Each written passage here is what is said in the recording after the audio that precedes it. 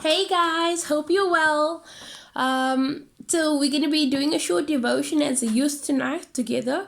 I know that it has been a tough couple of days as we heading into the evening of day 8 of national lockdown. I'm sure that it hasn't been easy for all of us. Most of us being social beings and wanting to be in community with our friends. But I do believe that in this time of lockdown, in this time, God has really been, to me personally, been ministering a lot on a reflection on Him, on meditation, just on His Word, and also just reflecting on my own life. In preparation for this evening, I found myself very drawn to this portion of Scripture. It's 6 verses long, and so we'll be going through the portion of Scripture. I will read it out to you, and then there will just be 2 or 3 points that come from this portion of Scripture for you to meditate on this evening as you reflect on who God is in your life. So we'll be reading from the book of Psalms, which is in the Old Testament, and we'll be reading from Psalm 23, from verses 1 to 6, and it is a psalm that is written by David. The Lord is my shepherd, I shall lack nothing. He makes me lie down in green pastures. He leads me beside quiet waters. He restores my soul. He guides me in paths of righteousness for His name's sake. Even though I walk through the valley of the shadow of death, I will fear no evil, for You are with me. Your rod and Your staff, they comfort me.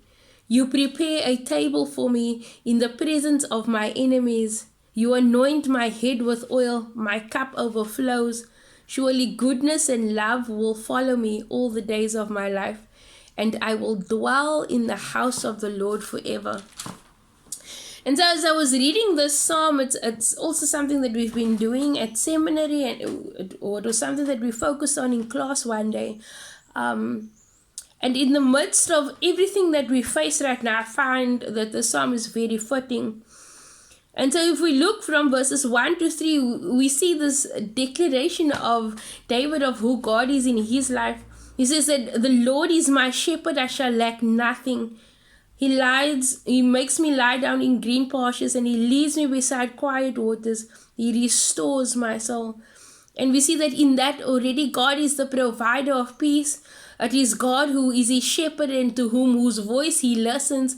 It is the shepherd who guides him and leads him and takes him into a place of safety. So we see here that God is the provider of perfect peace.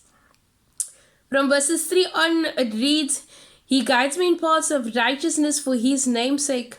Even though I walk through the valley of the shadow of death, I will fear no evil, for You are with me. Your rod and Your staff, they comfort me. You prepare a table for me in the presence of my enemies. You anoint my head with oil. My cup overflows. And so there we see that God is a provider of protection. Even though there is this valley that we face ourselves as young people, but also as a nation, though Corona is in our midst and there's uncertainty about our schoolwork and there's just many challenges such as depression and anxiety that might even overtake us at this time, we know that God provides us with His protection. Even though we go through those dark times, we know that God is with us. For His word also says that He will never leave us, nor will He forsake us. David writes, You anoint my head with oil, my cup overflows. That in the midst of uncertainty, that we know that the peace of God, which so wonderfully overtakes us and which we can bask in, is also that which offers us that sense of protection, that sense of safety.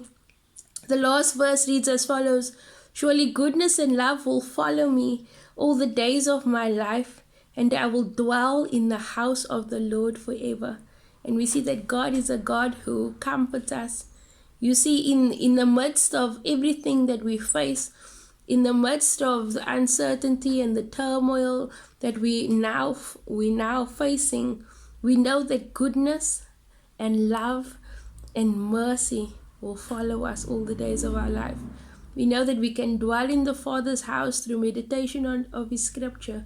We know that we can have relationship and communion with Jesus through prayer and through just meditation and reflection on who He is.